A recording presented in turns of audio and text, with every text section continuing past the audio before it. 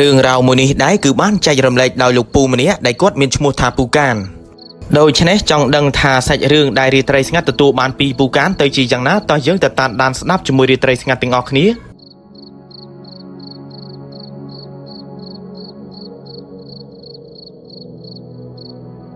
រឿងរ៉ាវដែលពូកានគាត់ចែករំលែកគឺវាបានកើតនៅកន្លងឆ្នាំ2005ដោយវាស្ថិតនៅក្នុងខេត្តមណ្ឌលគិរីដោយរឿងនេះដែរគឺនិយាយពាក់ព័ន្ធទៅនឹងលោកតាទាំង2នាក់ហើយនិងលោកអ៊ំទាំង3នាក់ដោយពួកគាត់ទាំង5នាក់នោះដែរគឺមានឈ្មោះថាតាសឿនតាហ៊ួនចំណែកឯលោកអ៊ំទាំង3នាក់ទៀតអ៊ំរ៉ូនអ៊ំដុកហើយនិងអ៊ំគួនបើតាមពូកានគាត់បាននិយាយប្រាប់សាច់រឿងគឺពួកគាត់ទាំង5នាក់នេះបានធ្វើដំណើរចូលទៅក្នុងព្រៃនៃទឹកដីខេត្តមណ្ឌលគិរីដើម្បីស្វែងរកក្លឹមច័ន្ទហើយនិងស្បែកសត្វព្រមទាំងនាងពួននេះគឺចង់សម្ដៅទៅលើចង្កូមចែកកាច់ឬក៏ខ្នាយតាន់នេះឯងប្រសិនបើយើងដើរក្នុងព្រៃចៃដន្យជួបនាងពួនឬក៏ចែកកាច់នេះដោយជ្រូកព្រៃវាបានកាច់ចោលនៅកន្លែងណាមួយ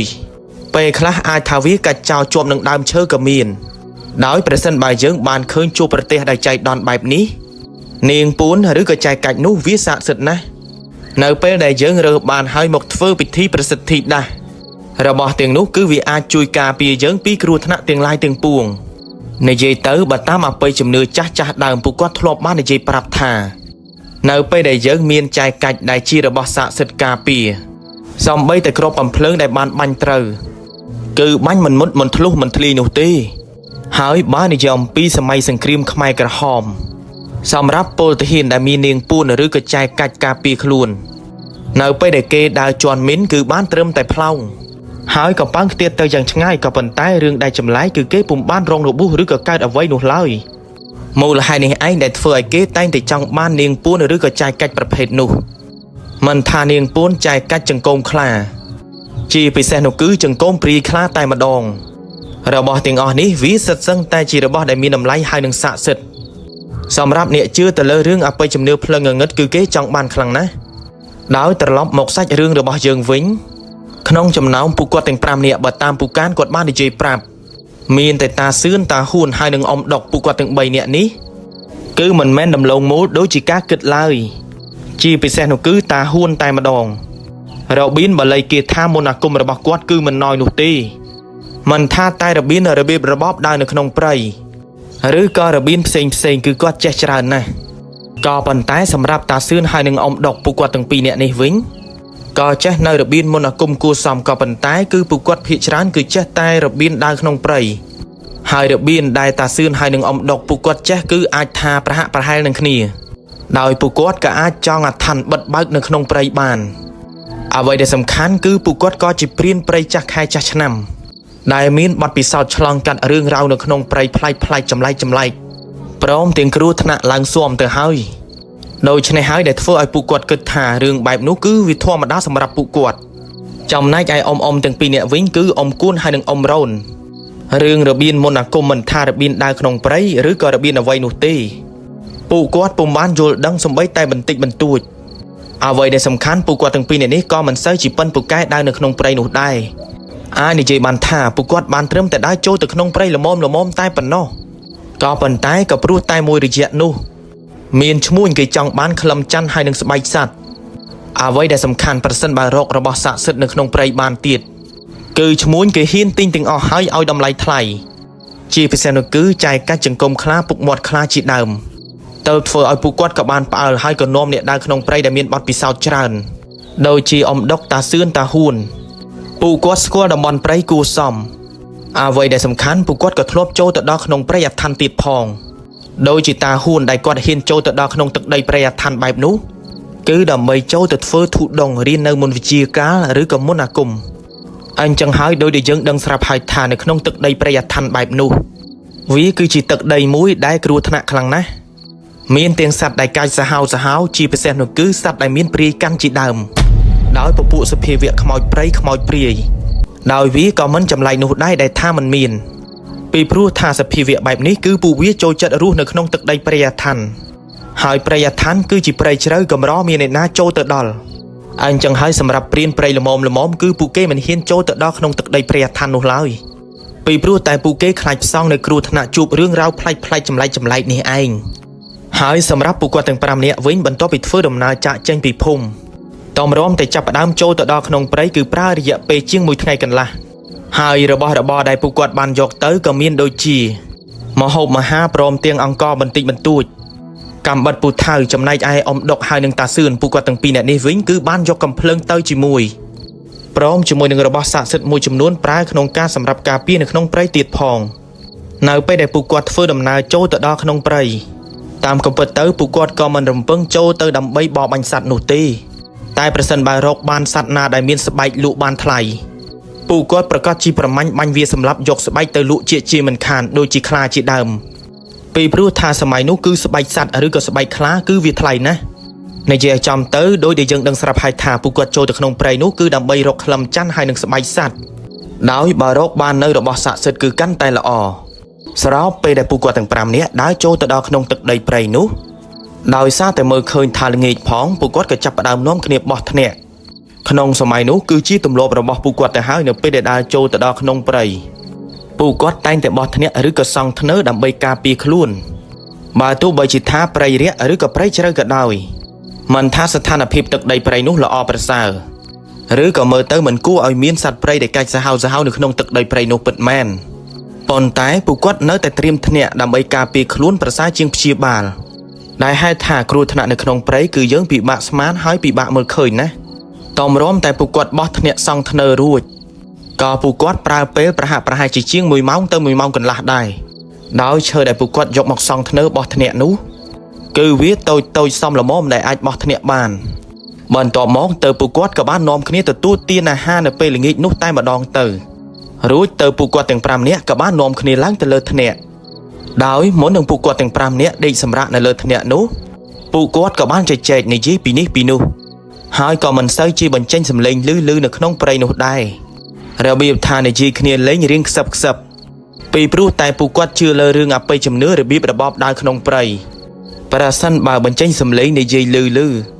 ខ្លាចក្រែងថាអ្នកនៅក្នុងព្រៃនោះគេប្រកាន់ត្រង់ចំណុចនេះអ្នកទាំងអស់គ្នាប្រហែលជាឆ្ងល់ថាតើអ្នកនៅក្នុងព្រៃនោះគឺជាអ្នកណា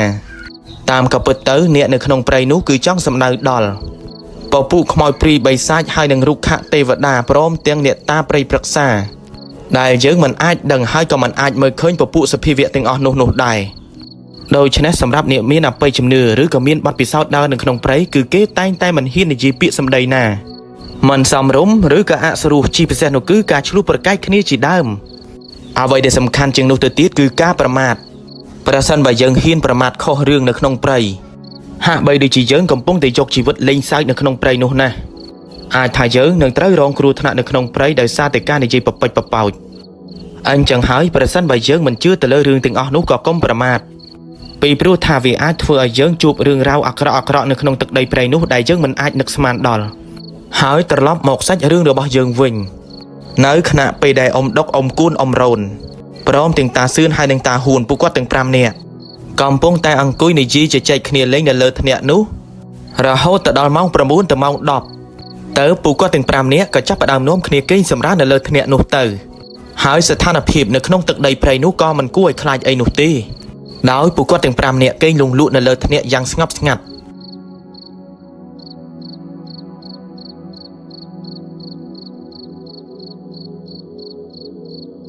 លុះនៅពេលព្រឹកព្រលឹមឡើងចន្លោះប្រហែលជាម៉ោង5ទៅម៉ោង6ព្រឹកនេះឯងពួកគាត់ក៏ចាប់ផ្ដើមនាំគ្នាចុះពីលើធ្នាក់រួចក៏បន្តដំណើររុករានព្រៃដើម្បីរកក្លឹមច័ន្ទហើយនឹងអ្វីផ្សេងនៅក្នុងព្រៃទៀតដែលអាចយកទៅលក់បានសរុបនៅពេលដែលពួកគាត់ទាំង5នាក់កំពុងតែដើរនៅក្នុងព្រៃដោយចន្លោះពេលនោះដែរគឺវាប្រហែលជាម៉ោង8ទៅម៉ោង9ព្រឹកនេះឯង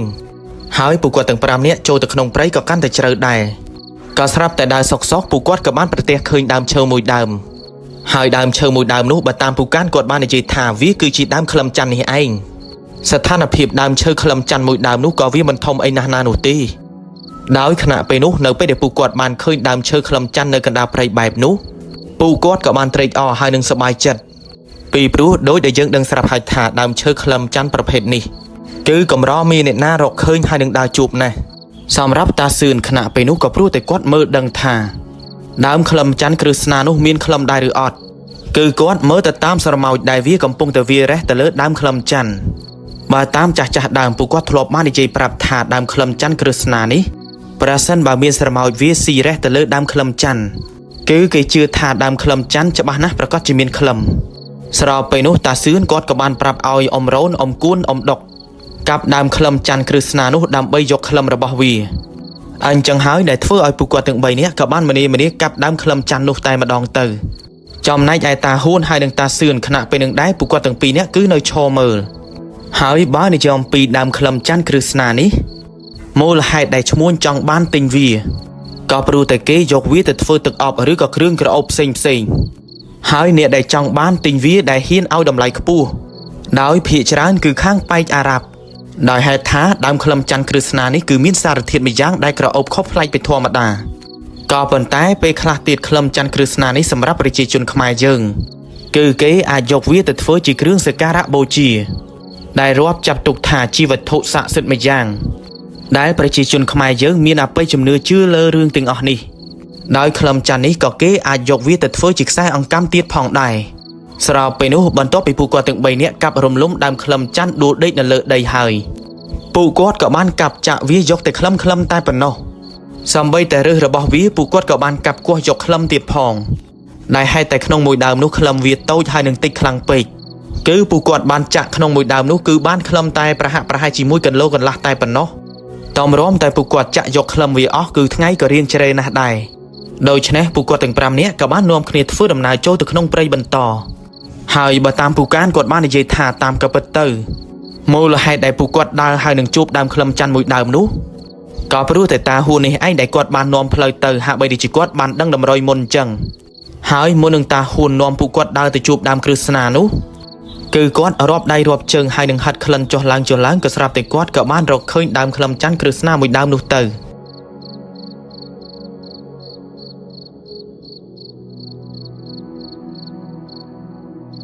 ដោយនៅខណៈពេលដែលពួកគាត់កំពុងតែដើររុករៀនព្រៃសុកក៏ស្រាប់តែតាហ៊ួនគាត់ក៏បាននិយាយប្រាប់ទៅកាន់ពួកគាត់ទាំងអស់គ្នានោះថាឲ្យពួកគាត់ឈប់សិនកុំអាលដើរបន្តដំណើរទៀតអីហើយតាសឿនបន្ទាប់ពីគាត់ឮតាហ៊ួននិយាយបែបហ្នឹងគាត់ក៏បាននិយាយទៅកាន់តាហ៊ួនថាអាហ៊ួនពេលនេះឯងកំពុងតែមានប្រភ្នូលដឹងរឿងអីមែនទេមិនបាច់ចំឆ្ងល់អីទេនៅឈរចាំទីនេះហើយបន្តិចទៀតឯងនឹងយល់ឯងនឹងដឹងគ្រាន់តែតាហ៊ួនគាត់និយាយតែប៉ុណ្្នឹងបានមួយស្របក់ក៏ស្រាប់តែនៅសុកសំលេងសម្រាប់ជើងដើរឡើងក៏ក្រឹកតែម្ដងអ្វីដែលសំខាន់ស្នូសំលេងសម្រែកស្រែករបស់វានៅពេលនោះគឺបានបន្លឺឡើងអើងកងពេញព្រៃហើយតាមក៏ពិតទៅវាគឺជាហ្វូងសត្វដំរីមិនដឹងថាពួកវាកំពុងតែរត់ផ្អើលដោយសារអីនោះទេស្របពេលនឹងហើយដែលធ្វើឲ្យពួកគាត់ម្នាក់ក៏បានយល់មូលហេតុនេះឯងដែលធ្វើឲ្យតាហ៊ួនមិនចង់ឲ្យពួកគាត់ដើរបន្តទៅមុខទៀតក៏ព្រោះតែខ្លាចរងគ្រោះថ្នាក់ដោយសារតែហ្វូងដំរីទាំងអស់នោះ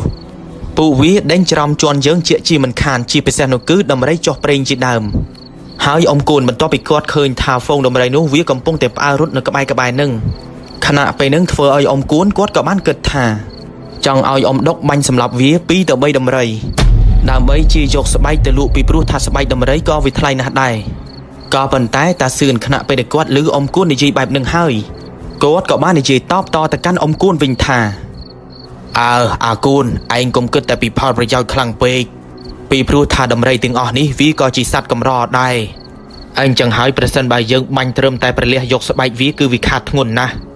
ហើយសាច់របស់វាក៏យើងមិនអាចលីសែងយកទៅអស់ដែរមានតែទុករលួយស្អុយចោលអត់អំពើមួយយ៉ាងពូយើងចូលមកក្នុងទឹកដីព្រៃនេះក៏មិនសូវជាផ្ដោតទៅលើស្បែកសត្វអីទេអញ្ចឹងហើយឯងក៏មិនគួរណានិយាយប្រមាថបែបនឹងឡើយអ៊ំគួនបន្ទាប់ពីគាត់ឮតាសឿននិយាយបែបនឹងគាត់ក៏ចាប់ផ្ដើមស្ងប់ស្ងាត់មិនហ៊ានមាត់ក៏បញ្ចេញមតិយោបល់អីទៀតនោះដែរខណៈពេលនឹងហើយនៅពេលដែលពួកគាត់កំពុងតែឈរចាំដំរីដែលពួកវាកំពុងតែផ្អើលឆោឡោ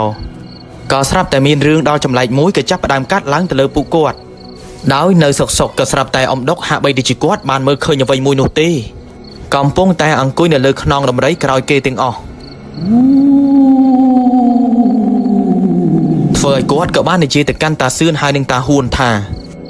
ពូមានឃើញអីនៅលើខ្នងដំរីដូចខ្ញុំបានឃើញដែរឬអត់តាសឿននៅពេលដែលគាត់ឮអ៊ំដុកស៊ូបែបនឹងហើយគាត់ក៏បានឆ្លើយតបតទៅកាន់អ៊ំដុកវិញថាថៃថាអញមើលមិនឃើញវាជាធម្មតាទៅហើយ สัตว์ប្រៃណាក៏ដូចទៅនឹងសត្វប្រៃណាអញ្ចឹងតែងតែមានអ្នកថែរក្សាការពារទៅលើពូវាប្រសិនបើហ៊ានតែបំពេញតែបន្តិចទៅលើសត្វប្រៃរបស់គេច្បាស់ជាមិនលើកលែងឲ្យពួកយើងឡើយអ៊ំដុកនៅពេលដែលគាត់ឮតាសឿននិយាយបែបហ្នឹងគាត់ក៏យល់ក៏ប៉ុន្តែសម្រាប់អ៊ំរ៉ូនហើយនិងអ៊ំគួនពួកគាត់ទាំងពីរនាក់នោះវិញពួកគាត់ពុំបានមើលឃើញអ្វីប្លែកចម្លែកដូចទៅនឹងអ៊ំដុកឡើយដូច្នេះហើយដែលធ្វើឲ្យគាត់បានត្រឹមតែឆ្ងល់ទៅលើអ៊ំដុកហើយនឹងតាសឿនតាហ៊ួនពេលនោះមិនដឹងថាពួកគាត់កំពុងតែនិយាយអំពីអ្វីនោះទេដោយមិនត្រឹមតែប៉ុណ្ណោះនោះទេអ៊ំដុកគាត់ឃើញថាអ្វីដែលកំពុងតែអង្គុយនៅលើខ្នងដំរីនោះគេកំពុងតែអង្គុយសម្លឹងមើលមកកាន់អ៊ំគួនយ៉ាងចម្លែកនិយាយទៅមើលទៅគេកំពុងតែខឹងនៅអ្វីមួយយ៉ាងទៅលើអ៊ំគួនអ៊ំដុកនៅពេលដែលគាត់ឃើញបែបនឹងហើយគាត់ក៏បាននិយាយទៅកាន់អ៊ំគួនថាហើយមើលទៅគេកំពុងតែសម្លឹងមើលមកឯងហាក់បីដូចជាមិនស្រួលទាល់តែសោះអាគួនអញ្ចឹងហើយឯងត្រូវតែប្រុងប្រយ័ត្នខ្លួនវើយអ៊ំគួននៅពេលដែលគាត់ឮអ៊ំដុកនិយាយបែបនឹងធ្វើឲ្យគាត់នៅពេលនោះក៏កាន់តែឆ្ងល់ជាខ្លាំងក៏ព្រោះតែគាត់មិនយល់ន័យរបស់អ៊ំដុកដែលគាត់កំពុងតែនិយាយនេះឯងពេលនឹងហើយក៏បានធ្វើឲ្យគាត់ក៏សួរនាំទៅកាន់អ៊ំដុកថាអាដុកឯងនិយាយចង់មានន័យថាយ៉ាងម៉េចអ្នកណាកំពុងតែសម្លឹងមើលមកអញដូចជាមិនយល់ទាល់តែសោះឯងមិនបាច់ចង់ដឹងចង់ឮអីទេគ្រាន់តែចង់ប្រាប់ថាឯងប្រុងប្រយ័ត្នខ្លួនបន្តិចវើយមិនថាតែអ៊ំគួនហើយនិងអ៊ំរ៉ូនបន្ទាប់ពីពួកគាត់ទាំងពីរនាក់ឮអ៊ំដុកនិយាយបែបហ្នឹងពួកគាត់ក៏បានត្រឹមតែសម្លឹងមើលមុខគ្នាហើយតាមក៏ពិតទៅអ្វីដែលកំពុងតែជិះនៅលើខ្នងដំរីពេលរសៀលនោះពូកានគាត់បាននិយាយប្រាប់ថាទាំងអ៊ំដុកតាសឿនហើយនិងតាហ៊ួនពួកគាត់ទាំង3នាក់នេះក៏ព្រោះតែពួកគាត់បានមើលឃើញក្មេងម្នាក់ដែលកំពុងតែអង្គុយនៅលើខ្នងដំរី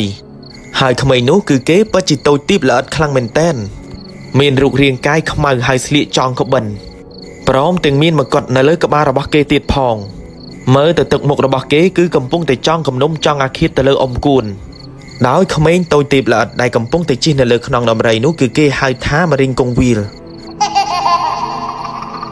ហើយក្មេងមរិងកុងវីលនេះវាគឺជាប្រភេទក្មេងមរិងកុងវីលព្រៃប្រភេទក្មេងមរិងកុងវីលព្រៃដែលមានសម្បុរខ្មៅបើតាមចាស់ដើមពួកគាត់ធ្លាប់បាននិយាយប្រាប់ថាគឺគេមានឫទ្ធិអំណាចខ្លាំងណាស់និយាយទៅខ្លាំងជាងក្មេងមរិងកុងវាលស្រុកឬក៏ក្មេងមរិងកុងវាលដែលដាស់ដោយអាគមអ្វីដែលសំខាន់ក្មេងមរិងកុងវាលដែលនៅក្នុងព្រៃប្រភេទនេះចូលចិត្តលេងសើចក៏ពិតមែនតែគេកាចខ្លាំងណាស់ឲ្យតែមានអ្នកណាហ៊ានបំពានប៉ះពាល់ទៅលើសត្វរបស់គេគឺគេច្បាស់ជាលេងឈុតធំធ្វើទុកបុកម្នេញទៅដល់អ្នកនោះជាជាមិនខានហើយក្មេងមរិងកុងវាលប្រភេទនេះក៏អាចខ្លាញ់ក្រឡាធ្វើជាអ្វីក៏បានដោយគេអាចធ្វើជាពពួកខ្មោចព្រាយបិសាចដើម្បីលងបន្លាចធ្វើបាបអ្នកដើរនៅក្នុងព្រៃនៅពេលដែលដើរមកដល់ទឹកដីរបស់គេតាមក៏ពិតទៅក្មេងមរិងកុងវាលនេះក៏មិនអាក្រក់រហូតដល់កាច់យកជីវិតមនុស្សនោះដែរតែគេចូលចិត្តលេងសើចច្រើនដោយបង្ហាញជាមុខមាត់ឡើងអាក្រក់និយាយទៅគឺមើលស្ទើរតែមិនយល់ស្រួលមិនស្រួលនៅពេលដែលយើងបានឃើញពីទស្សនវិជ្ជាហើយនិងស្ថានភាពនៅពេលដែលវាបានបង្ហាញជារូបរាងកាយបែបហ្នឹងច្បាស់ជាយើងប្រកាសជាព្រលឹងចុងសក់ព្រឺព្រួចព្រឺសម្បុរខ្លាចរហូតដល់ចាញ់ច្រាប់បាក់ស្បាតដោយសារវាក៏ថាបានហើយក្មេងមរិងកុងវាលដែលរស់នៅក្នុងព្រៃប្រភេទនេះគឺគេឯករាជ្យណាស់ចាំថែរក្សាសត្វព្រៃទាំងឡាយនៅក្នុងព្រៃកំរមានគ្រូអាគមណាចូលទៅក្នុងព្រៃកំរបង្ក្រាបសន្ធុំចាប់ក្មេងមរិងកុងវាលនេះដើម្បីធ្វើជាបរិវារបានណាស់ក៏ព្រោះតែគេក៏មានឫទ្ធិអំណាចខ្លាំងមិនចាញ់គ្រូអាគមប៉ុន្មាននោះទេអញ្ចឹងហើយដែលធ្វើឲ្យគ្រូអាគមល្មមគឺពិបាកនឹងសន្ធុំចាប់គេ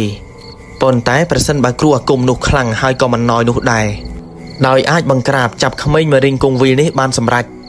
ដូច្នេះហើយដែលធ្វើឲ្យគ្រូអាគមឬក៏គ្រូធ្មប់នោះកាន់តែមានឫទ្ធិអំណាចខ្លាំង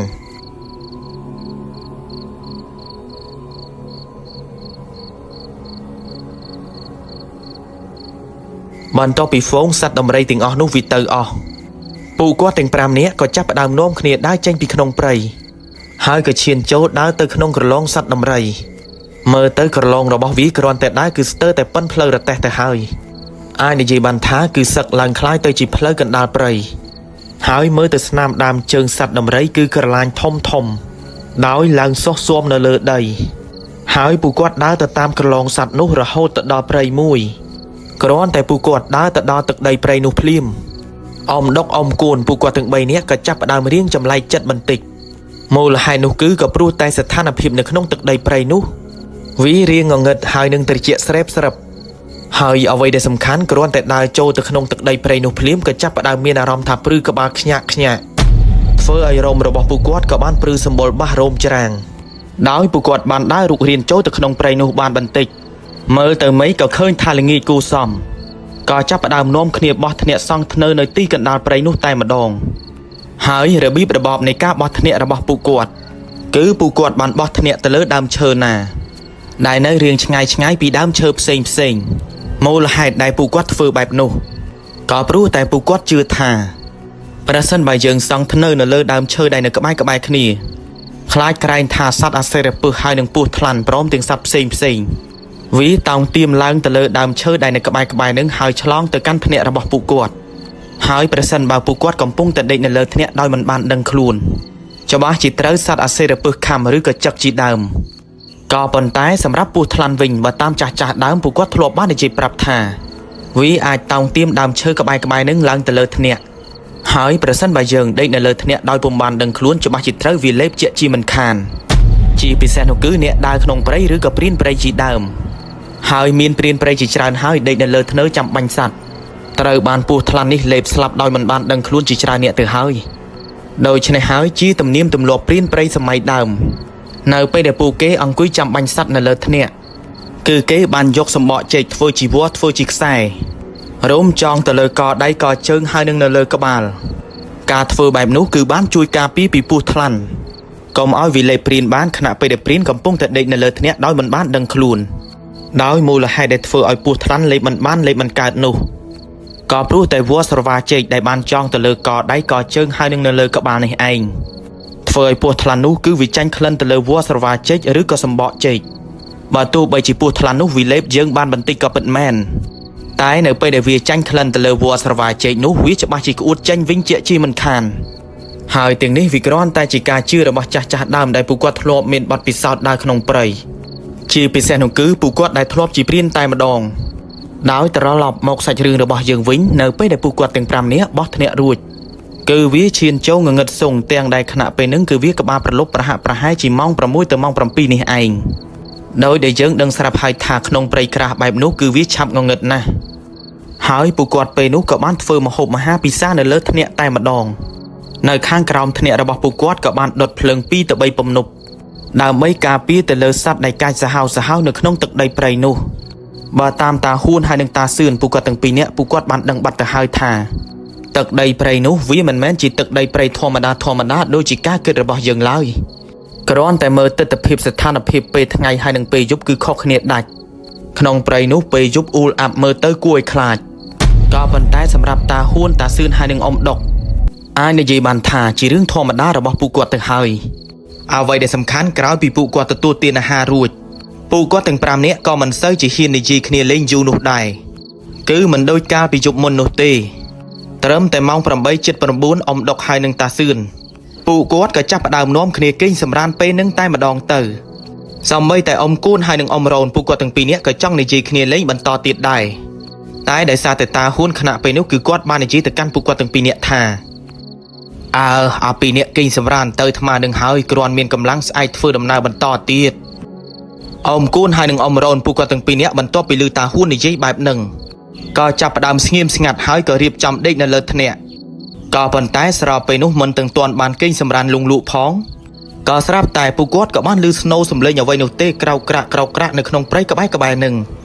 អាចនិយាយបានថាវាហាក់បីដូចជាសម្រាប់ជើងសត្វអ្វីមួយស្របពេលនោះហើយពួកគាត់ក៏បានភ្ញាក់ពីសម្រានមើលពីស្ថានភាពក្នុងព្រៃនោះដូច្នេះក៏បានឃើញដើមឈើវារំកើមើលទៅហាក់បីដូចជាកំពុងតែមានសត្វដើររុករានព្រៃនេះឯងធ្វើឲ្យពួកគាត់នៅអង្គុយនៅលើធ្នាក់ចាំមើលមិនដាក់ពីភ្នែកចង់ដឹងថាវាគឺជាអ្វីឲ្យពិតប្រាកដតែបើតាមមើលទៅគឺប្រកាសជាសត្វព្រៃជាមិនខានបន្តិចក្រោយមកទៅពួកគាត់ក៏បានឮស្នូរសំឡេងចេញពីក្នុងព្រៃហើយសំឡេងដែលចេញពីក្នុងព្រៃនោះតាមក៏ពិតទៅវាគឺជាស្នូរសំឡេងដំរីមួយក្បាលមើលទៅវាគឺកំពុងតែស៊ីស្លឹកឈើនៅក្បែរធ្នាក់របស់ពួកគាត់នេះឯងហើយអ៊ំគួនដោយសារតែគាត់ឮស្នូរសំឡេងដំរីមួយក្បាលនោះគាត់ក៏បានផ្លយមាត់និយាយថាហើយបើបានដំរីមួយក្បាលយកស្បែកវាទៅលក់មិនដឹងថាល្អប៉ុណ្ណាទេតាសឿនបន្ទាប់ពីគាត់ឮអ៊ំគួននិយាយបែបនឹងហើយគាត់ក៏បានសម្លឹងមើលទៅកាន់អ៊ំគួនឡើងថ្មែក៏ព្រោះតែតាសឿនគាត់ដឹងច្បាស់ណាស់ថាអ៊ំគួនកំពុងតែប្រមាថគេក៏ប៉ុន្តែគាត់ក៏មិនបាននិយាយស្ដីមាត់ក៏ទៅកាន់អ៊ំគួននោះទេ ពីព្រោះមិនថាតាសឿនតាហ៊ួនអំដុកពួកគាត់តែងតែនិយាយដាស់តឿនជាច្រើនលើកច្រើនសារទៅកាន់អ៊ំគួនប៉ុន្តែគាត់នៅតែជ្រុលមាត់និយាយផ្ដេសផ្ដាស់នៅក្នុងព្រៃនោះដដែលធ្វើឲ្យតាសឿនអំដុកហើយនឹងតាហ៊ួនពួកគាត់យូរទៅក៏លែងខ្វល់ដោយសារតែពួកគាត់និយាយទៅមិនចាំមិនស្ដាប់នៃការដាស់តឿនរបស់ពួកគាត់ចំណែកឯអ៊ំរ៉ូនវិញគាត់គឺជាមនុស្សដែលជឿលើរឿងអបិយជំនឿដើរក្នុងព្រៃទៅគាត់ក៏មិនហ៊ាននិយាយពាក្យសម្ដីណាដែលធ្វើឲ្យប៉ះពាល់ឬក៏ប្រមាថនៅក្នុងទឹកដីព្រៃនោះឡើយត្បិតតែថាគាត់មិនដែលជួបឬក៏មិនដែលឃើញរឿងរ៉ាវប្លែកៗចម្លែកនៅក្នុងព្រៃក៏ពិតមែនតែគាត់គឺជាមនុស្សក្រិតក្រមស្ដាប់តាមតាហ៊ួនតាសឿនហើយនឹងអ៊ំដុកហើយបន្ទាប់ពីពួកគាត់ដឹងថាវាគឺជាដំរីដែលកំពុងតែស៊ីស្លឹកឈើនោះពួកគាត់ក៏មិនបានធ្វើអីវានោះទេដោយពួកគាត់ក៏ចាប់ផ្ដើមនាំគ្នាគេងសម្រាកនៅលើថ្នាក់បន្តទៀតទៅ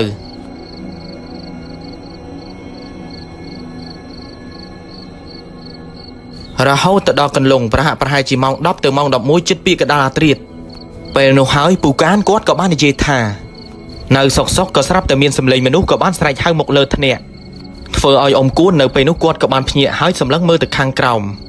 ក៏ស្រាប់តែគាត់ក៏បានឃើញបុរសពីរនាក់កំពុងតែឈរនៅខាងក្រោមហៅមកកាន់គាត់ធ្វើឲ្យអ៊ំគួននៅពេលនោះគាត់ក៏ចាប់ផ្ដើមងើងឆ្ងល់ខ្លាំងមែនទែន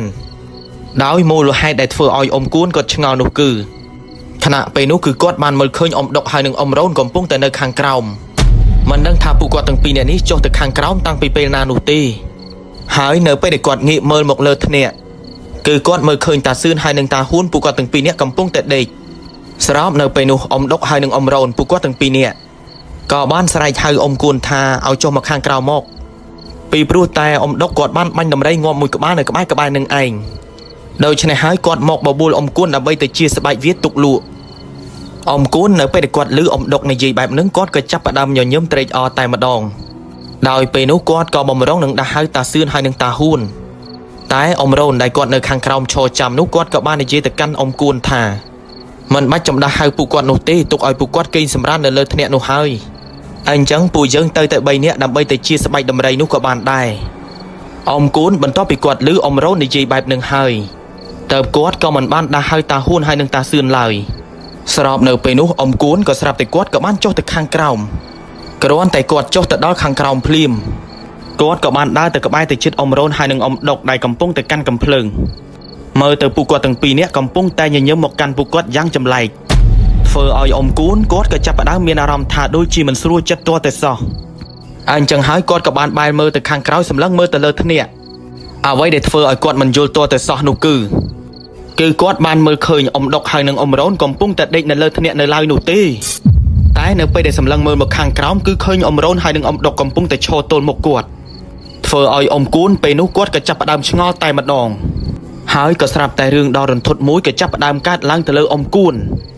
គឺអ៊ំគួនបានមើលឃើញថាអ៊ំដុកហើយនឹងអ៊ំរ៉ូនដែលគាត់កំពុងតែឈរទល់មុខនោះក៏ស្រាប់តែអ៊ំដុកគាត់ក៏បានដាច់ក្បាលធ្លាក់មកលើដីយ៉ាងចម្លែកអ្វីដែលសំខាន់គឺបញ្ចេញសម្លេងកូនក្មេងសើចដាក់មកកាន់អ៊ំគួន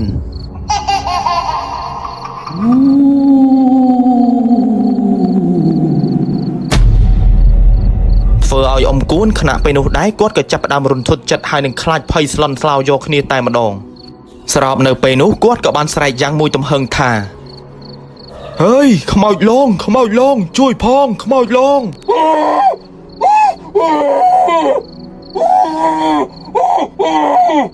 គ្រាន់តែគាត់ស្រែកទាំងភាពភ័យខ្លាចយ៉ាងមួយទំហឹងបែបហ្នឹងក៏បានធ្វើឲ្យអ្នកដែលកំពុងតែគេងនៅលើថ្នាក់ក៏បានភ្ញាក់ទាំងអ៊ំដុកអ៊ំរ៉ូនតាហ៊ួនហើយនឹងតាសឿនពេលនោះក៏ឃើញថាអ៊ំគួនកំពុងតែរត់សម្ដៅមកកាន់ថ្នាក់វិញទាំងដែលគាត់និយាយថាខ្មោចលងខណៈពេលហ្នឹងតាហ៊ួនតាសឿនពួកគាត់ក៏បានដឹងបាត់ទៅហើយថាអ៊ំគួនត្រូវបានគេនាំហៅចុះទៅខាងក្រោមរហូតដល់គេលងមិនឡាច់ធ្វើបាបគាត់បែបនេះច្បាស់ជាដោយសារតែអ៊ំគួនគាត់ប្រមាថឬក៏ធ្វើអីខុសទៅលើគេនេះឯងបានជាគេតាមមកលងមិនឡាច់ធ្វើបាបដល់គាត់បែបនេះដោយនៅពេលដែលអ៊ំគួនរត់ទៅដល់ដើមឈើដែលបានបោះថ្នាក់គាត់ក៏ស្រវេស្រវាចាប់បង្អោងបំរុងឡើងទៅលើថ្នាក់ប៉ុន្តែខណៈពេលដែលគាត់ងើយមើលទៅលើថ្នាក់ម្ដងទៀតគាត់បែរទៅជាឃើញក្មេងៗមុខមាត់ឡើងអាក្រក់កំពុងតែអង្គុយនៅលើថ្នាក់សំយ៉ងជើងសាយដាក់មកកាន់គាត់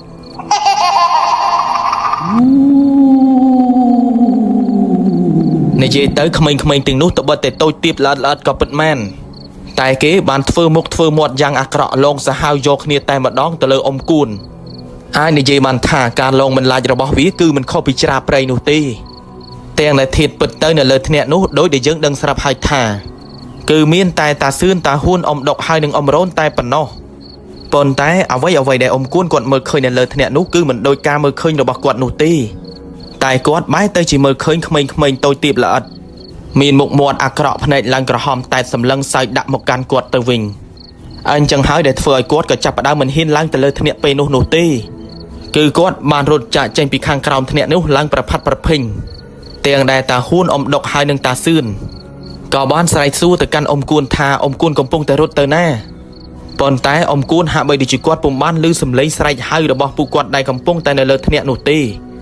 ដោយពេលហ្នឹងអ៊ំគួនក៏ស្រាប់តែគាត់ក៏បានរត់ចូលទៅក្នុងព្រៃបាត់ឈឹងតែម្ដងធ្វើឲ្យពួកគាត់ដែលកំពុងតែអង្គុយនៅលើធ្នាក់ទាំងអស់គ្នាដោយសារតែព្រួយបារម្ភខ្លាចបាត់អ៊ំគួនក៏ប្រញាប់ប្រញាល់យ៉ាងលឿនចុះពីលើធ្នាក់ដើម្បីរកអ៊ំគួនដោយនៅពេលដែលពួកគាត់ចុះពីលើធ្នាក់ហើយពួកគាត់ក៏បាននាំគ្នាដើរចូលទៅក្នុងព្រៃបែកគ្នាដើម្បីរកអ៊ំគួនទាំងដែលខណៈពេលនោះក្នុងព្រៃដោយដែលយើងដឹងស្រាប់ហើយថាគឺងងឹតសងតែម្ដង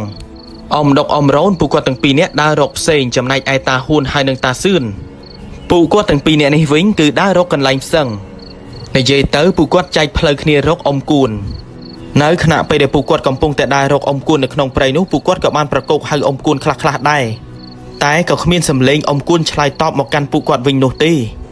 មិនដឹងថាអ៊ំគួនពេលនេះគាត់ខ្លាចខ្លាំងពេករត់ចូលទៅក្នុងព្រៃដល់ណាដល់ណីនោះឡើយអ្វីដែលសំខាន់ពួកគាត់ខ្លាចថាអ៊ំគួនជួបសត្វដែលកាច់សាហាវនៅក្នុងព្រៃនោះពីព្រោះថាទឹកដីព្រៃនោះវាមិនមែនជាទឹកដីព្រៃធម្មតានោះទេពពួកសត្វព្រៃដែលកាច់សាហាវដូចជាខ្លាដំរីគឺសម្បូរណាស់មូលហេតុនេះហើយដែលធ្វើឲ្យពួកគាត់ព្រួយបារម្ភទៅលើអ៊ំគួន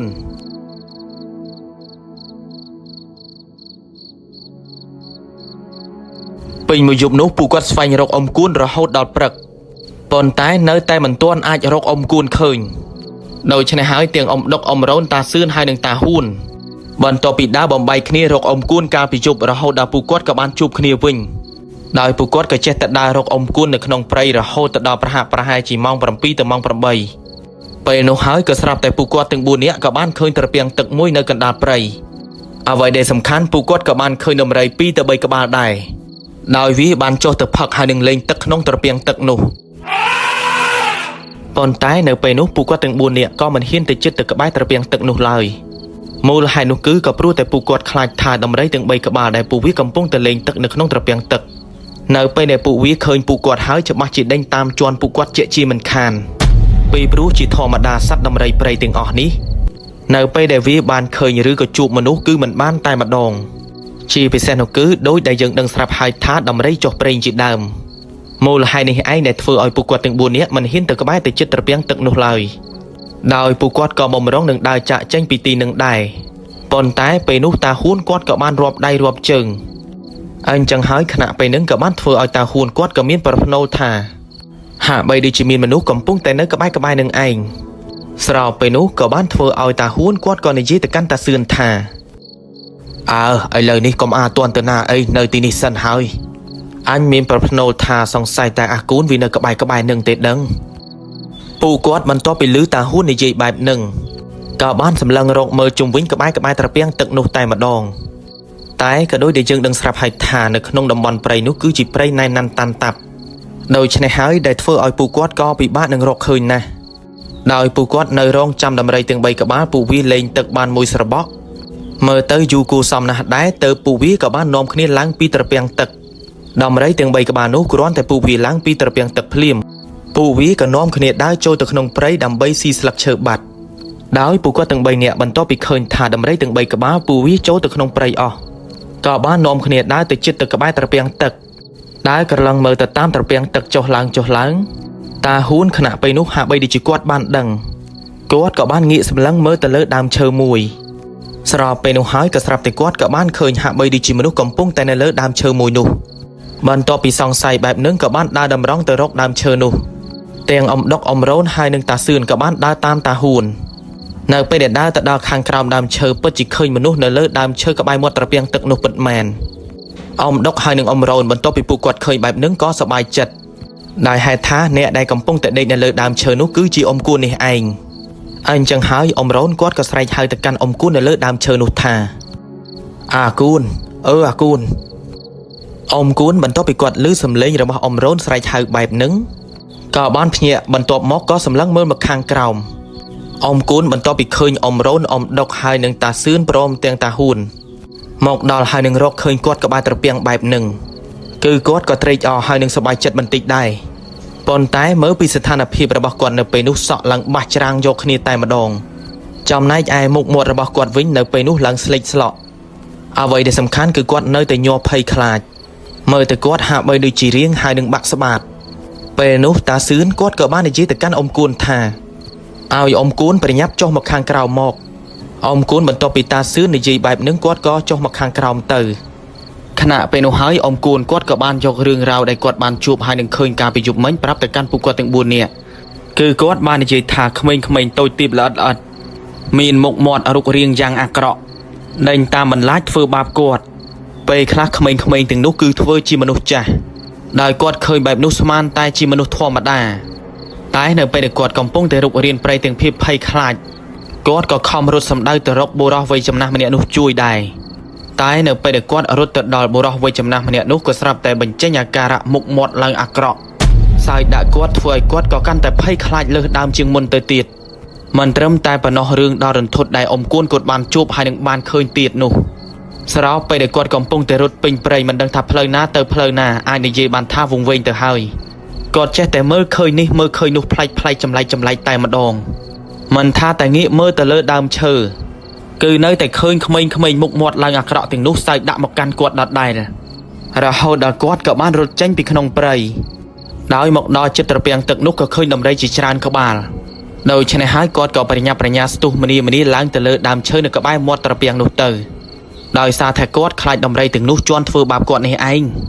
ប៉ុន្តែរឿងដែលរន្ធត់នោះគឺក្មេងៗទាំងនោះពួកគេកំពុងតែអង្គុយនៅលើខ្នងដំរីសម្លឹងមើលមកកាន់គាត់ឡើងថ្មែ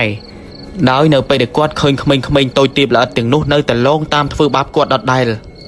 គាត់បានត្រឹមតែខំបិទភ្នែកធ្វើមិនដឹងធ្វើមិនឮធ្វើជាមើលមិនឃើញខណៈពេលនោះអ៊ំគួនគឺគាត់ភ័យខ្លាចឡើងញ័រសាច់តែម្ដងតែបើទោះបីជាយ៉ាងណាក៏ដោយគាត់ក៏មិនអាចចុះទៅខាងក្រោមរត់ចាក់ចេញពីទីនោះដែរប្រសិនបើគាត់ចុះទៅខាងក្រោមច្បាស់ជាត្រូវហ្វូងដំរីដែលក្មេងៗតូចទាបល្អិតនោះជិះដេញជន់គាត់ស្លាប់ជាមិនខានដូច្នេះហើយទៅគាត់សុកចិត្តនៅលើដើមឈើនោះទាំងភាពភ័យខ្លាចដោយក្មេងៗទាំងនោះពួកគេគិតតែពិសាយប្រឡែងគ្នាលេងនៅលើខ្នងដំរីរហូតទៅដល់ម៉ោង3ទៅម៉ោង4ទៀបភ្លឺទៅស្ងប់ស្ងាត់ពួកគេហើយគាត់ក៏បាននៅគេងសម្រាកនៅលើដើមឈើនោះតែម្ដងទៅអញ្ចឹងហើយទាំងអ៊ំដុកហើយនឹងតាសឿនតាហ៊ួនពួកគាត់បន្ទាប់ពីឮអ៊ំគួននិយាយប្រាប់បែបហ្នឹងក៏បានដឹងបាត់ទៅហើយថាក្មេងៗទាំងនោះគឺជាអ្វីដែលកំពុងតែលងបន្លាចធ្វើបាបដល់គាត់ដោយដែលយើងដឹងស្រាប់ហើយថាតាមក៏ពិតទៅក្មេងៗទាំងនោះគឺជាក្មេងមរិញកងវាលដែលតែងតែជួយការពារកងវាលខ្វៀលទៅលើសត្វព្រៃហើយតាសឿនខណៈពេលនោះដែរគាត់ក៏បាននិយាយទៅកាន់អ៊ំគួនថានេះក៏ដោយសារតែអ៊ំគួនក៏តែងតែនិយាយប្រមាថទៅលើសត្វគេដូច្នេះហើយទៅធ្វើឲ្យគេលងបន្លាចធ្វើបាបគាត់បែបនេះទៅហើយក៏សំណាងល្អដែរដែលក្មេងៗមរិញកងវាលនោះមិនកាច់យកជីវិតអ៊ំគួនដោយពួកគេត្រឹមតែលោលេងបន្លាចលេងក៏ប៉ុន្តែគ្រាន់តែការលោលេងឬក៏បន្លាចលេងទៅលើអ៊ំគួនតែប៉ុណ្ណេះធ្វើឲ្យអ៊ំគួនគាត់ចាញ់ច្រាបខ្លាចបាក់ស្បាតបាត់ទៅហើយដោយអ៊ំគួនក៏គាត់មិននឹកស្មានថាគ្រាន់តែនិយាយតែប៉ុណ្្នឹងគឺធ្វើឲ្យគាត់ប៉ះពាល់ពាក្យសម្ដីទៅលើគេបែបហ្នឹងនេះក៏ដោយសារតែគាត់មិនជឿទៅលើរឿងទាំងអស់នោះនៅពេលដែលគាត់បានជួបរឿងបែបនោះផ្ទាល់ម្ដងគាត់ក៏លែងហ៊ានមាត់កនិយាយអីផ្ដេសផ្ដាស់នៅក្នុងព្រៃប៉ុន្តែអ៊ំគួនត្បិតតែគាត់ខ្លាចហើយនឹងចាញ់ច្រាបបាក់ស្បាតក៏ពិតមែនតែគាត់ក៏នៅតែបន្តរកក្លឹមច័ន្ទនិងរបស់ក្នុងព្រៃដើម្បីយកទៅលក់ជាមួយអ៊ំដុកអ៊ំរ៉ូនតាសឿនហើយនឹងតាហ៊ួនដដែលដូច្នេះហើយនៅព្រឹកនោះពួកគាត់ក៏បន្តដំណើរចាកចេញពីត្រពាំងទឹកនោះចូលទៅក្នុងព្រៃកាន់តែជ្រៅទៅបន្តទៀតហើយនៅពេលដែលពួកគាត់កំពុងតែដើររុករានព្រៃតាមផ្លូវអ៊ំគួនបើទោះបីជាគាត់ឃើញសត្វអ្វីរត់ឆ្លងកាត់ក៏ដោយគាត់ក៏មិនហ៊ាននិយាយស្ដីមាត់កសូម្បីតែបន្តិចពីព្រោះតែគាត់ខ្លាចខុសមាត់ខុសកនៅក្នុងព្រៃនេះឯងចំណែកឯតាសឿនហើយនឹងអ៊ំដុកខណៈពេលដែលពួកគាត់កំពុងតែដើរក្នុងព្រៃជួបសត្វទាំងនោះគាត់ក៏មិនបានប្រមាញ់បាញ់វានោះដែរដោយសារតែគាត់គិតថាចាំត្រឡប់ចូលទៅក្នុងភូមិវិញនឹងបាញ់សត្វមកក្បាលទៅពីក្បាលផ្ញើដល់អ្នកផ្ទះហើយនៅពេលដែលពួកគាត់ដើររហូតទៅដល់រសៀលបន្តិច ก็บ้านเคยโดยจีมนุษย์ได้ฉลองกัดเพลยในข้างหมกดอยอมดกขณะไปนุคือกวดเคยบ้านใต้มวยแพลใต้ปนนออมดกในไปได้กวดเคยแบบนึงกวดกับบ้านซัวตะกันตาซื่นให้หนึ่งตาหุ่นท่าบ้านเมื่อเคยโดยจีเนนาโนเต้ได้ฉลองกัดในปีมุกโดยกวดได้หรืออดปูกวดถึงบูนเนี่ยมันตัวไปลืออมดกในเยแบบนึงมันเนี่ยกับบ้านชลายตอบหมกวินท่าก็โดยจีเมื่อมันเคยไอโนเต้ได้ซาแต่ขนมเปรย์นู้คือในนันตันตับโยกเนี่ยแต่มาดองสเตอร์แต่ได้รุกเรียนมันจ่อมาย่างไปนู้ปูกวดก็มันบ้านจับอารมณ์ปนมานุได้อมดกมันต้องไปกวดลือแบบนึงกวดกับบ้านเกิดในขนมจัดท่าประหารจีมันนี่คือกวดบ้านเมื่อเคยไอจะลอมเฮยตอนท้ายประตูใบจีจางนาก็ได้ก็กวดเนื้อแต่เมียนอารมณ์ท่าหาใบดีจีเมียนเอาไว้มุ้ยดาวฉลองกัดเนื้อข้างหมกมันอยู่โนเต้อมดกกวดกับบ้านดาวแต่ดอกกันไล่ได้กวดซองใส่ถามีนมนุษย์ได้ฉลองกัดตัวหมกกวดอมดกไปนุกวดกับบ้านงี้สำลังเมื่อตะเลิดใดดาวเอาไว้เด็กกวดบ้านเมื่อเคยเนเลิดใดนู้วิคือจีสนามดามเชิงลังกระล้านโยไตมาดองหายสนามดานเชิงได้กวดบ้านเมื่อเคยนู้คือจีสนามดานเชิงเราบอกอาจกายทมในไปได้กวดเคยแบบนึงอมดกกวดกระจับดามเนียปาลดาวซาแต่เคยแบบนึงหายกวดกับบ้านปรับตาหุ้นให้หนึ่งตาซื่นเอาจุยเมื่อตาหุ้นตาซื่นขณะไปนุได้กวดก็สำลังเมื่อตะเลิดใดโดยชนะหายก็สลับแต่กวดกับบ้านเมื่อเคยท่านู้คือจีสนานดานเจิงเราบอกอาจกายทมปนใต้ปูกอดก็มันเฮียนในจีจอมทาอาจกายทมนู้คือเจียไวนุตีโดยได้ยังดังสลับหายทาตำเนียมตำลบเนี่ยได้ขนมเปรย์สัตว์เปรย์นาได้กายจะหาวคือมันเฮียนในจีจอมชมูลอยหายตำเนียมตำลบเราบอกเปลี่ยนเปรย์คือเกตแต่หายทาอาจกายทมอาปุกมอดหรือก็อาชมาเจียโดยปีติงออกนี้คือเกตจ้องสมกัวแต่เลยคลาในขนมเปรย์นี่เองปีปรุธาดำนอมได้ในขนมเปรย์คือเกมันได้เอาในจีจอมลอยบาตามจ่าดามได้ปุกวดจีเปลี่ยนไปทลบบ้านในจีปรับทาประสันใบยังหินแต่พลอยหมดในจีปีทักคลาในขนมเปรย์ได้ให้ชมูจอมตายมาดองแบบนี้ในขนมตึกได้เปรย์มวยได้เกประกันประกาศจีคลาบางหันคลุ้นไอยังเคยพลิมตายมาดองหายคลาได้เคยนู้อาทาจีคลาระบเนี่ยตามมาจากเปรย์หรือก็คลาใส่จังก็ปันใต้เอาไว้ได้สำคัญบาเริ่มแต่คลาระบเนี่ยตาคือเกกร้อนแต่หมกบางหันคลุ้นบรรลาดยังใต้ปนนอแต่ประสันบาวีมันแม้นจีคลาระบเนี่ยตาหรือก็คลาเนี่ยใส่จังดาววีคือจีปรีคลาตะวิงในไปเดวีบางฮันครูนายยังเคยหายคือยังจีมันพอดปีสิกระไดสลับเลยก็ปันใต้ปรีคลาจีทอมดาคือวีมีนที่อำนาจในไปจบจำนายใหญ่ไปทั้งไงวิงปรีคลานี้ก็วีอาจบ่มพรพนัยเฟอร์จีมนุโดยจีปรีหรือก็เนี่ยได้ขนมเปรย์ในไปเดวีบานหมกจูบยังดาวยังมันบานดังกึศท้าจีมนุทอมดาก็ได้จูบหายสู้ยังปีนุบันติกบันตูดบันต่อมอกกับบ้านได้จะเจ้งปียังเตอเตียงในทิศเปิดเตอปรีคลากำปงแต่บันลำคลุ้นดำใบตาลดามยัง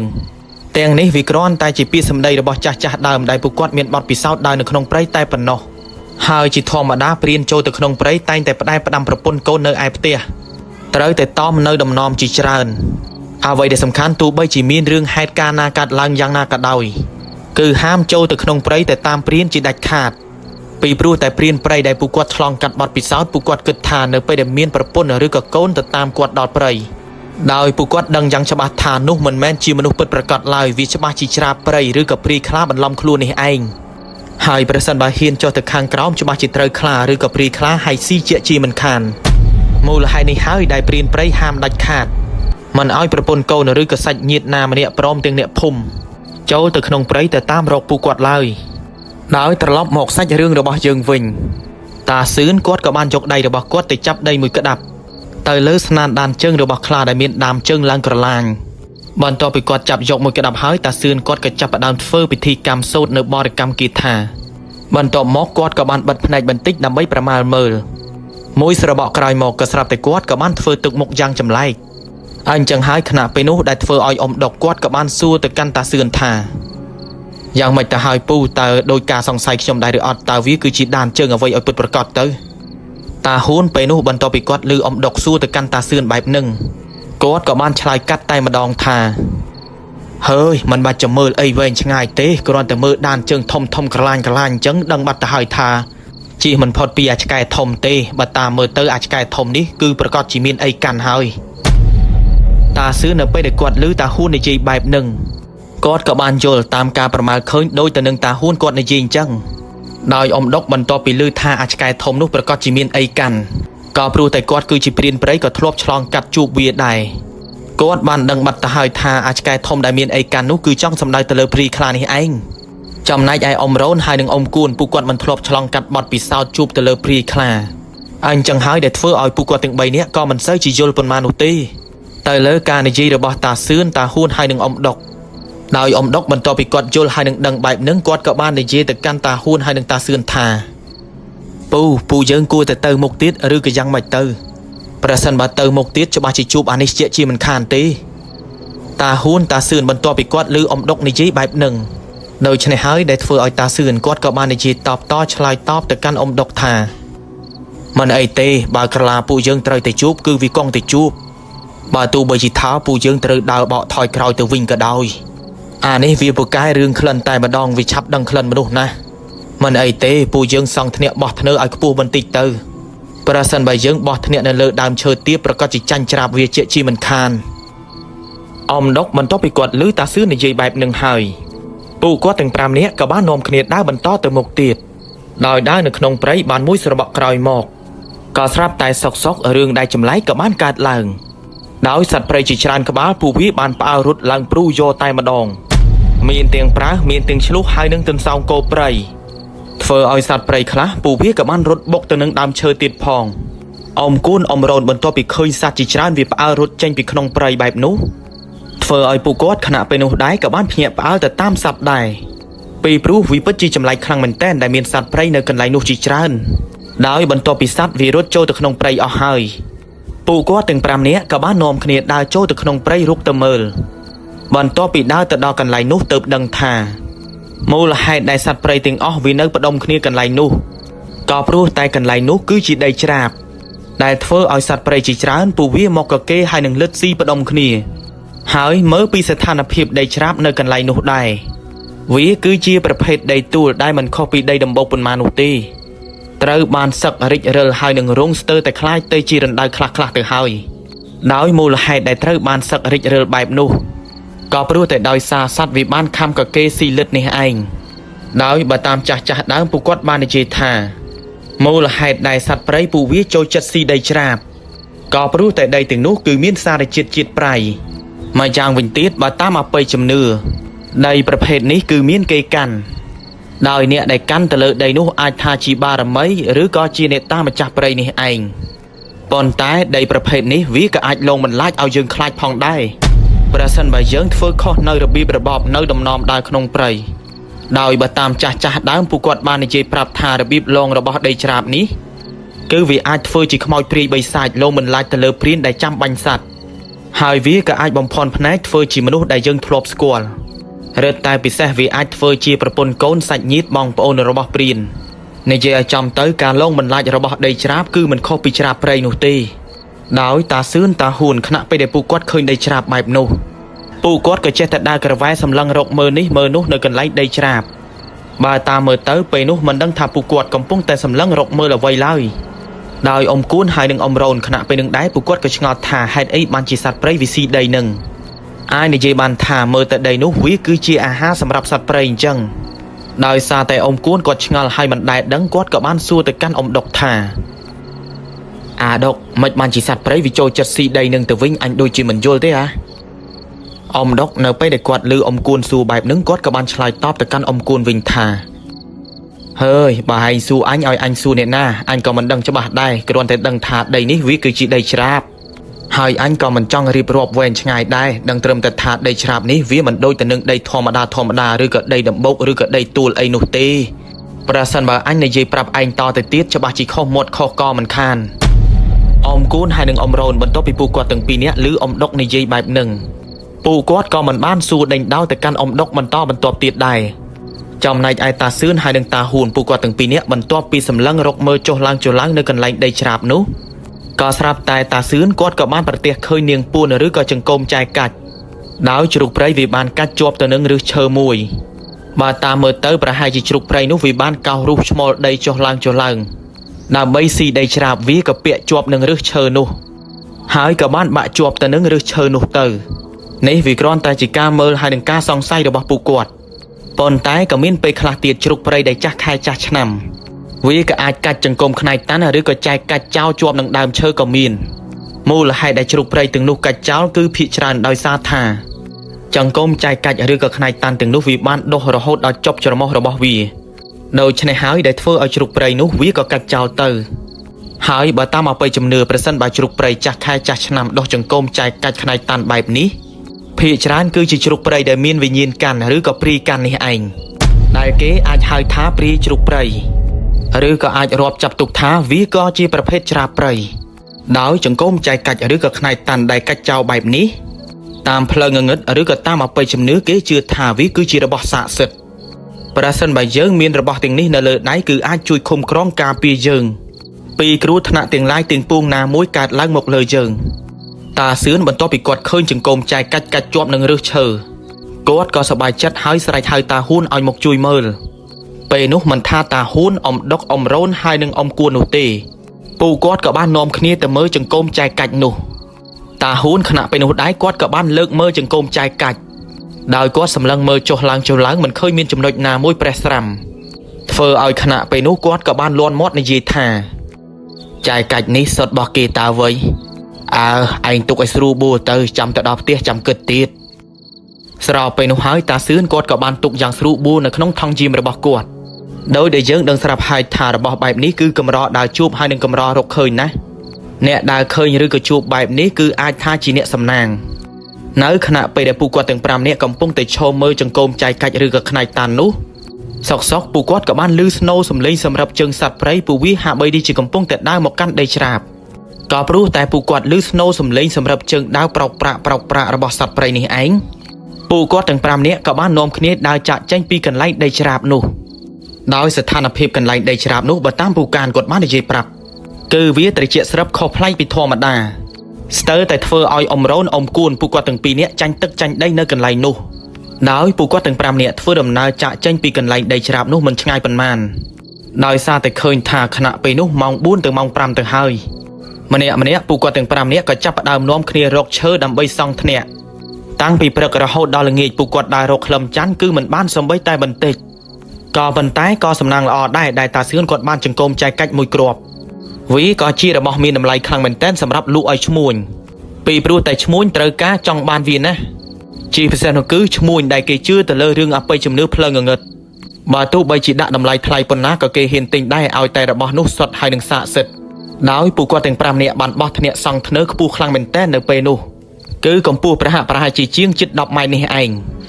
ដោយកន្លែងដែលពូគាត់បោះធ្នាក់ឬក៏សង់ធ្នើនោះក៏នៅមិនឆ្ងាយពីកន្លែងដីច្រាបប៉ុន្មាននោះទេតាសឿនតាហ៊ូនហើយនឹងអ៊ំដុកតបិតថាពូគាត់ទាំង3នាក់ដឹងថាការបោះធ្នាក់នៅកន្លែងក្បែរដីច្រាបបែបហ្នឹងប្រកាសជាជួបរឿងរ៉ាវប្លែកចម្លែកជាក់ជាមិនខានប៉ុន្តែដែលហេតុថាវាល្ងាចណាស់ទៅហើយអញ្ចឹងហើយពូគាត់ក៏តម្រូវតែបោះធ្នាក់សង់ធ្នើនៅកន្លែងហ្នឹងទៅ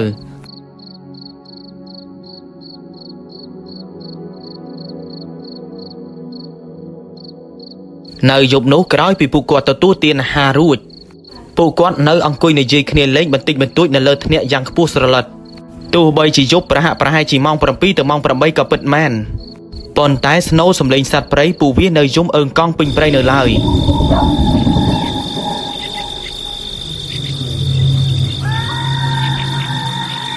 ជាពិសេសនោះគឺស្នូរសំឡេងសត្វយំចេញពីកន្លែងដីច្រាបតែម្ដង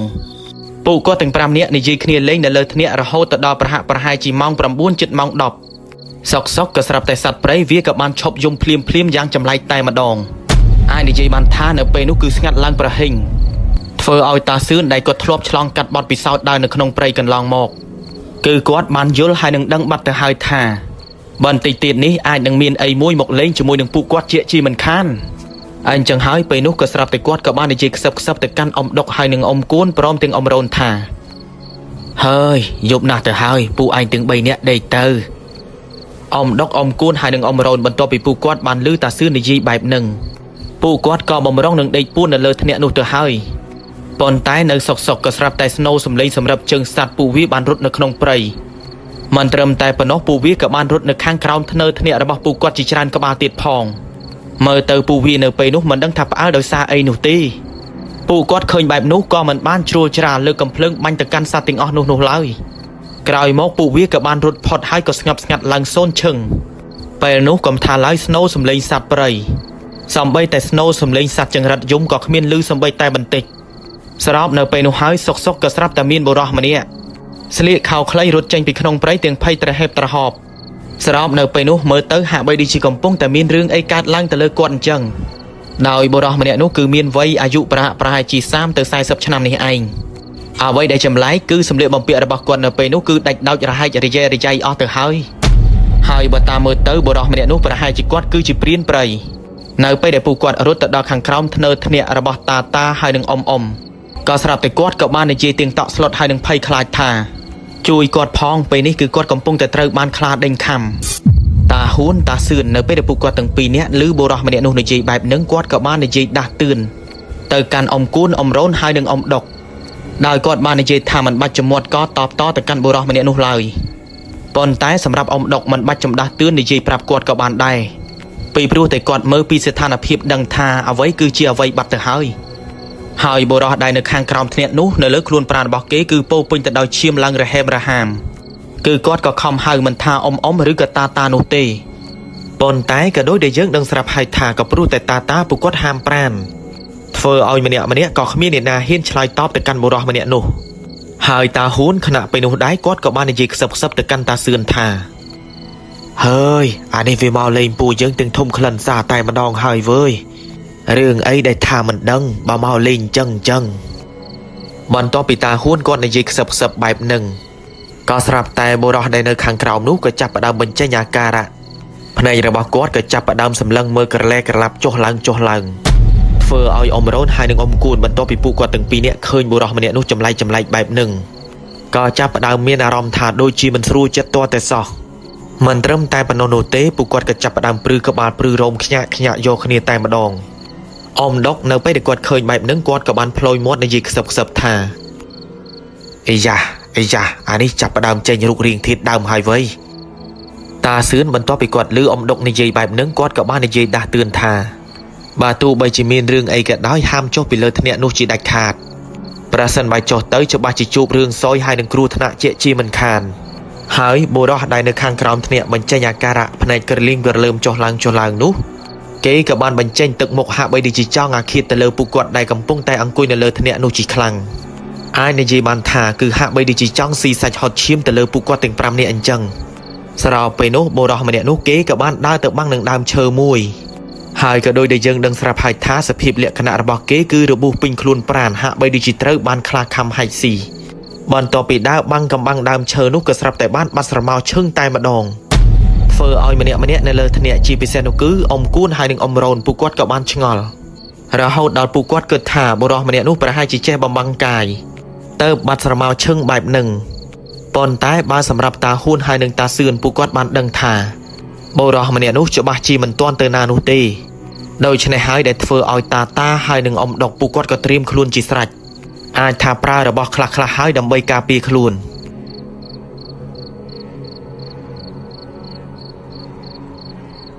មួយសរបកក្រោយមកខណៈពេលដែលពួកគាត់ទាំង5នាក់កំពុងតែអង្គុយនៅលើធ្នាក់ចាំមើលពីស្ថានភាពនោះក៏ស្រាប់តែស្នូសំឡេងគ្រុកគ្រៀតនៅខាងក្រោមធ្នាក់ក៏បានបន្លឺឡើងទាំងអ៊ំដុកអ៊ំគួនអ៊ំរ៉ូនបន្ទាប់ពីឮបែបហ្នឹងក៏បានសម្លឹងមើលទៅខាងក្រោមដើមឈើដែលពួកគាត់បានបោះធ្នាក់នោះខណៈពេលនឹងហើយពួកគាត់ក៏ចាប់ផ្ដើមបើកភ្នែកធំតែម្ដងពីព្រោះថាសំឡេងគ្រុកគ្រៀតក្រោកក្រាក់នៅខាងក្រោមធ្នាក់នោះតាមក៏ពិតទៅវាគឺជាស្នូសំឡេងក្រចកក្រញ៉ាំដែលកំពុងតែកោសខ្ញាំទៅលើដើមឈើដែលបោះធ្នាក់នោះហើយអ្វីដែលកំពុងតែកោសខ្ញាំនៅខាងក្រោមដើមឈើដែលបោះធ្នាក់នោះតាមក៏ពិតទៅវាគឺជាអាចឆ្កែធំហើយអ្វីដែលសំខាន់អាចឆ្កែធំនេះវាក៏មិនមែនជាអាចឆ្កែធំធម្មតានោះដែរដោយនៅលើក្បាលរបស់វាគឺឃើញស្រមោលខ្មៅអង្គុយពីលើនិយាយទៅស្រមោលខ្មៅនោះគឺជាព្រាយដែលកាន់កាប់ទៅលើវានេះឯងភ្នែករបស់វាវិញគឺបញ្ចេញពន្លឺឡើងក្រហមតែតអាចឆ្កែធំឬក៏គេហៅថាអាសេះបង្កង់គឺចង់សម្ដៅទៅលើព្រាយខ្លានេះឯងពេលនោះគឺវាកំពុងតែក្រញ៉ាំកោសរស់នៅគល់ឈើដែលពួកគាត់បានបោះធ្នាក់ធ្វើឲ្យអ៊ំបន្ទាប់ពីឃើញបែបនោះហើយពួកគាត់ក៏ចាប់ផ្ដើមភ័យឡើងញ័រដៃញ័រជើងពីព្រោះតែខ្លាចថាអាចឆ្កែធំឬក៏សេះបង្កង់នោះឡើងមកលើធ្នាក់ប្រសិនបើវាឡើងមកលើធ្នាក់ច្បាស់ជាពួកគាត់យ៉ាប់ជាជាមិនខានហើយមូលហេតុដែលធ្វើឲ្យអាចឆ្កែធំនោះវាពិបាកឡើងទៅលើធ្នាក់គឺដោយសារតែដើមឈើដែលពួកគាត់បានបោះធ្នាក់នោះមិនសូវជាធំប៉ុន្មាននោះទេប្រសិនបើដើមឈើដែលពួកគាត់បានបោះធ្នាក់ធំល្មមដែលអាចធ្វើឲ្យវាអាចឡើងរួច ម្លេះប្រហែលជាវាឡើងមកលើធ្នាក់បាត់ទៅហើយដោយវាសុកចិត្តកោសរូសហើយនឹងទះទៅលើដើមឈើយ៉ាងមួយទំហឹងធ្វើឲ្យដើមឈើឡើងរំកើធ្វើឲ្យអារម្មណ៍របស់អ៊ំគួនហើយនឹងអ៊ំរ៉ូនពួកគាត់ទាំងពីរនាក់មិនមូលនោះទេពីព្រោះតែមើលទៅគឺវាពិតជារន្ធត់ខ្លាំងពេកស្របពេលនោះហើយអ៊ំដកគាត់ក៏ចាប់ផ្ដើមលើកកំភ្លើងរបស់គាត់បាញ់បង្អើលពេលនោះស្នូសំលេងគ្រាប់កំភ្លើងក៏បានបន្លឺឡើងអើងកង់ពេញព្រៃតែម្ដង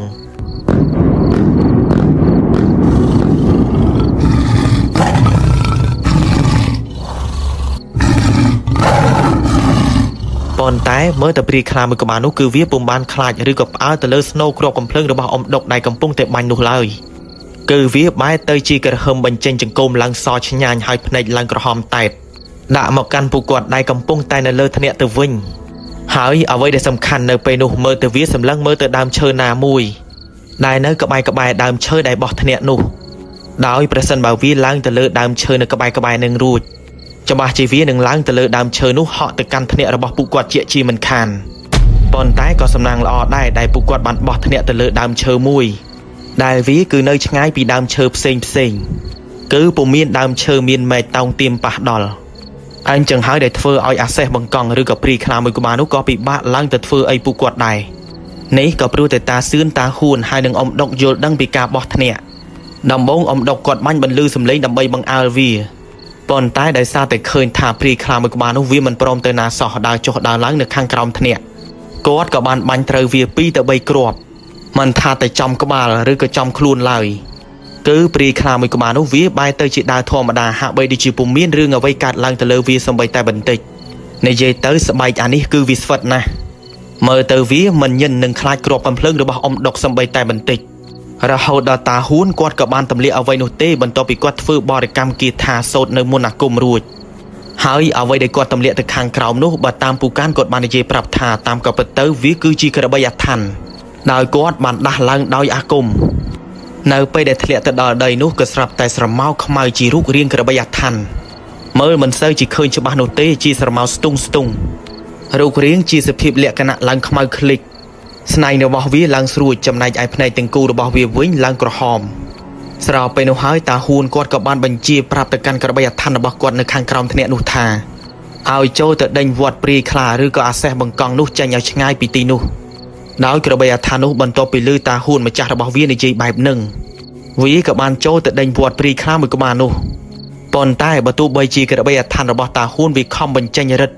វត្តយ៉ាងសាហាវខូខើទៅលើព្រាយខ្លាមួយក្បាលនោះយ៉ាងណាក៏ដោយតែក៏ព្រោះតែព្រាយខ្លាមួយក្បាលនោះក៏វាមិនណយនោះដែរក៏ស្រាប់តែចុងក្រោយក្របីអាថ័ន្តរបស់តាហួនដែលទម្លាក់ឲ្យមកលេងជាមួយនឹងវាក៏ត្រូវបានវាកំចាយឡើងបាត់ស្រមោលឈឹងតែម្ដងនិយាយទៅអានេះគឺវាសាហាវខ្លាំងណាស់អ៊ំគួនហើយនឹងអ៊ំរ៉ូនដោយសារតែពួកគាត់មិនធ្លាប់ដែរឃើញរឿងចម្លែកបែបហ្នឹងគឺសម្លឹងមើលដោយមិនដាក់ពីភ្នែកទាំងដៃអារម្មណ៍របស់ពួកគាត់កំពុងតែភ័យខ្លាចពួកគាត់ធ្លាប់តែឮគេនិយាយតែនៅពេលដែលឃើញផ្ទាល់បែបនេះតើពួកគាត់ចាប់ផ្ដើមជឿថាមុនអាគមអូមអាមគឺវាពិតជាមានពិតប្រាកដពិតមែនដោយព្រាយខ្លាមួយក្បាលនោះបន្តតាមអ៊ំកានគាត់បាននិយាយប្រាប់បន្ទាប់ពីវាកំចាយសត្វអាគមឬក៏ក្របីអាថ័ន្តរបស់តាហួនបានក៏ស្រាប់តែវាក្រហមឌឺមកកាន់ពួកគាត់នៅលើធ្នាក់តែម្ដងតាសឿនបន្ទាប់ពីគាត់ឃើញព្រាយខ្លាមួយក្បាលនោះវាខូខើហើយនឹងសាហាវពេកគាត់ក៏បានយកគ្រាប់កំភ្លើងរបស់គាត់ចេញពីហៅប៉ៅ2ទៅ3គ្រាប់បន្ទាប់មកគាត់ក៏បានធ្វើបរិកម្មគាថាសូត្របញ្ចុះទៅដោយមុនអាគមអូមអាមទៅលើគ្រាប់កំភ្លើងនោះក្រោយពីគាត់ធ្វើបែបនឹងរួចគាត់ក៏បានសោកគ្រាប់កំភ្លើងនោះចូលទៅក្នុងបង់ហើយក៏បានតម្រង់ទៅកាន់ព្រាយខ្លាមួយក្បាលនោះអញ្ចឹងហើយពេលហ្នឹងគាត់ក៏បានកេះកៃបាញ់ទៅកាន់វាហើយគ្រាប់កំភ្លើងទី1ដែលបានបាញ់នោះក៏ស្រាប់តែគាត់ក៏បានបាញ់ត្រូវជើងរបស់វាប៉ុន្តែក៏គ្មានអាការៈបង្ហាញថាធ្វើឲ្យវាឈឺចុកចាប់ដោយសារតែគ្រាប់កំភ្លើងនោះសូម្បីតែបន្តិចពីព្រោះតែគ្រាប់កំភ្លើងដែលគាត់បញ្ចុះអាគមរួចជាស្រេចនោះក៏នៅតែបាញ់មិនមុតមិនធ្លុះវាសូម្បីតែបន្តិចតាសឿនបន្ទាប់ពីគាត់ឃើញថាសូម្បីតែគ្រាប់កំភ្លើងដែលគាត់បញ្ចុះអាគមរួចហើយនៅតែមិនអាចធ្វើអ្វីវាបានពេលហ្នឹងគាត់ក៏អស់យោបល់ក៏ប៉ុន្តែគាត់ក៏តាំងចិត្តបាញ់វាម្ដងទៀតដោយការតាំងចិត្តបាញ់របស់គាត់នៅពេលនោះគឺគាត់ក៏បានសូត្រនៅមុនគេថាបន្ថែមផ្លុំទៅលើកណ្ដុងកំភ្លើងរបស់គាត់ទៀតស្របពេលនោះក៏ស្រាប់តែគ្រាប់កំភ្លើងនោះក៏បានបាញ់ត្រូវខ្នងរបស់វាដូច្នេះហើយក៏ស្រាប់តែព្រាយខ្លាដល់កាយសាហាវមួយក្បាលនោះវាក៏បានស្រែកយ៉ាងមួយទំហឹងហើយសំឡេងដែលវាស្រែកនោះគឺវាពិតជារន្ធត់ខ្លាំងណាស់ដោយវាមិនមែនជាសំឡេងសម្រែកស្រែករបស់ខ្លាផ្ទាល់នោះទេក៏ប៉ុន្តែវាគឺជាស្នូរសំឡេងសម្រែកស្រែករបស់វិញ្ញាណទៅវិញ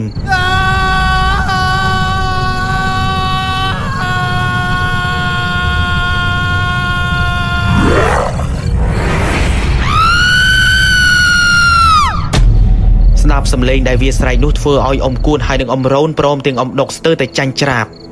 ក៏ព្រោះតែស្នូសម្លេងនោះវារន្ធត់ខ្លាំងពេកបន្ទាប់ពីព្រាយខ្លាមួយក្បាលនោះវាស្រែកយ៉ាងមួយទំហឹងហើយពេលនោះវាក៏បានងើយមុខសម្លឹងមើលមកកាន់តាសឿនទាំងគំនុំបន្ទាប់មកវាក៏បំរុងហក់ទៅលើធ្នាក់នោះដែរតែដោយសារតែឃើញថាតាសឿនកំពុងតែលើកកំភ្លើងតម្រង់មកកាន់វាធ្វើឲ្យអាសេះបង្កង់ឬក៏ព្រាយខ្លាមួយក្បាលនោះរត់ចូលទៅក្នុងព្រៃបាត់ក៏ព្រោះតែវាចាប់ផ្ដើមដឹងថាគ្រាប់កំភ្លើងនោះអាចបាញ់វាមុតធ្លុះធ្លាយប្រសិនបើវានៅបន្តច្បាស់ជាស៊ីគ្រាប់កំភ្លើងរបស់តាសឿនជាជាមិនខានដូច្នេះហើយសាច់រឿងដែលពូកានក៏ចែករំលែកមកនេះក៏សូមស្លេះតែប៉ុណ្ណេះស្ដាប់ដោយប្រើវិចារណញ្ញាណមុននឹងជឿទៅលើរឿងអ្វីមួយខ្ញុំបាទមិនបានជំរុញឲ្យអ្នកទាំងអស់គ្នាជឿទៅលើរឿងទាំងនេះដែរហើយចាប់ទុកថាសាច់រឿងរបស់ពូកានដែលគាត់ចែករំលែកមកនេះគ្រាន់តែជារឿងនិទានស្ដាប់លេងកម្សាន្តទៅចុះជាចុងក្រោយរាត្រីស្ងាត់ក៏សូមអរគុណនិងសូមជម្រាបលា